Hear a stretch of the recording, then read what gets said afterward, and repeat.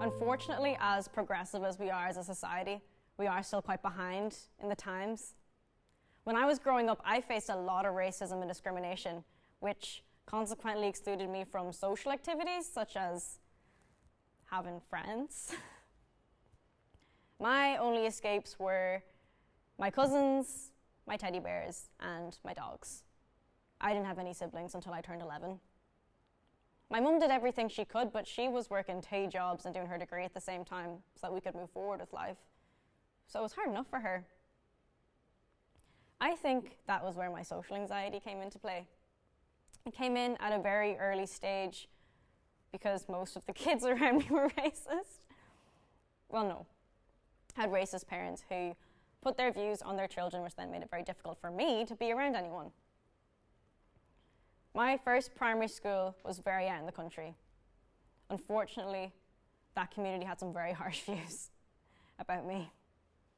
When I was in P1, I was told to go home and bathe in bleach because my skin was the wrong colour.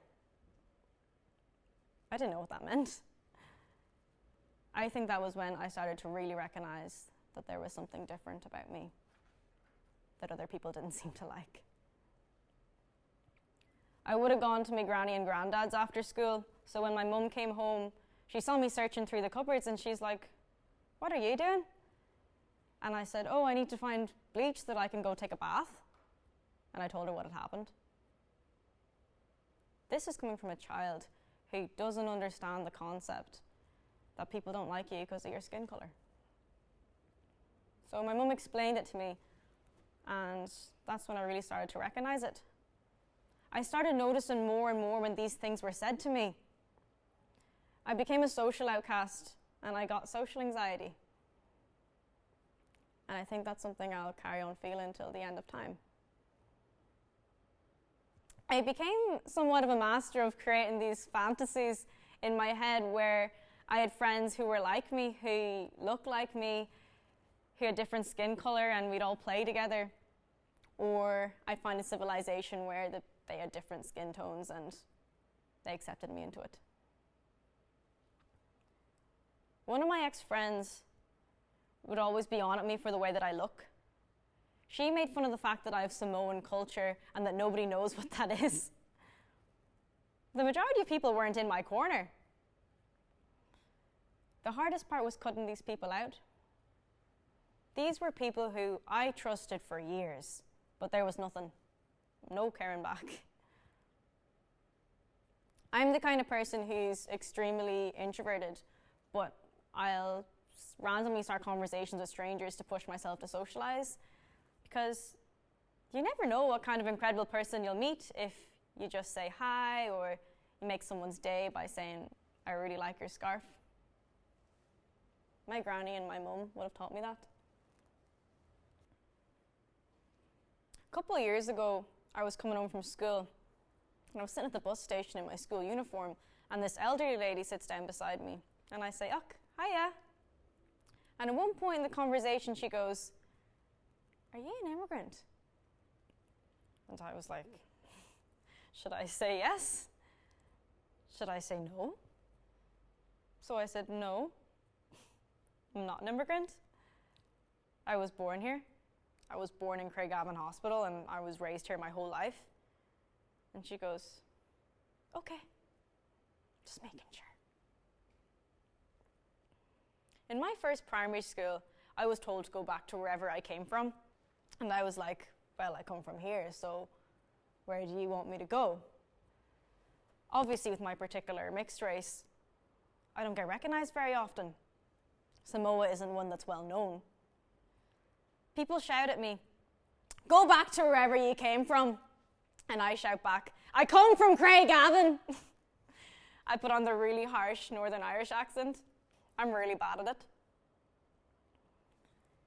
The majority of people who go out of their way to make racist comments often are the ones that come out of tanning salons looking like Doritos. They'll go, "You don't belong here. You're brown," or "You're black," and you're like, "Well, you're orange, so where the hell does that put you?" Why would you make these comments and then go out of your way to look like the people you've just insulted? If you're jealous of someone, take that instead and just go, oh my God, you look really nice. It becomes part of your daily routine. You get up, you face racism, you go to work, you go home, you possibly face racism again. You know? It's unfortunate that's the way that it is, but it's something I've just learned to live with. It's about having the confidence to shoot down a couple of racists, or you can fake the confidence. I choose the latter. Act like you can take on anything. Difference for me is I've got 11 years of jiu-jitsu training, so I can defend myself in these situations if needs be. It was one of those days where I hadn't had my coffee, had a really long day in college, heavy books on my back, and I just wanted to go home. I hadn't eaten anything for lunch, and I was just not in the mood. There were these blokes who were just trying to prove themselves. They followed me around the streets, and I kept changing directions because I just didn't want to do this. But they just kept following me and shouting, "Oi, love!" The worst part was, people saw me being verbally harassed, and they didn't care. They didn't do anything. That's something I look back on now, and I think that's really messed up. If I saw any person, I would have stepped in. I would have gone over to stop it. I tried to go into a shop, but they followed me. The staff kicked them out, but they waited for me outside. And at this point, I just snapped. I turned to them and I screamed at them to F off! And I scared the hell out of them. I've experience with army cadets where we're taught to go from very calm and quiet to shouting very loudly and very quickly. A couple of them nearly started running off. Then one goes, "Oh, we have a feisty one? Come on then, come on." And I just stepped right into him. I didn't care if I was walking into him. I looked him straight in the eyes and I just kept moving forwards. And he's like, "What the hell are you doing? What the hell are you doing?" And I didn't stop.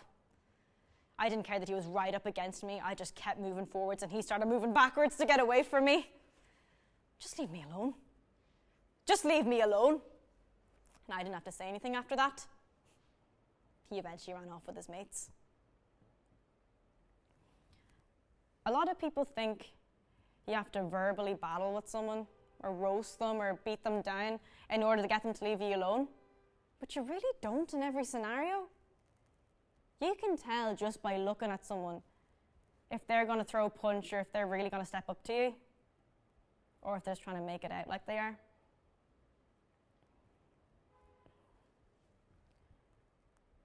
I want to get my story out there. I want to tell people this is what I've been through. I couldn't do anything about it at the time, and you can't change the past. You can either run from it or learn from it. We shouldn't be competing with each other to see who's more traumatized. We should be helping each other.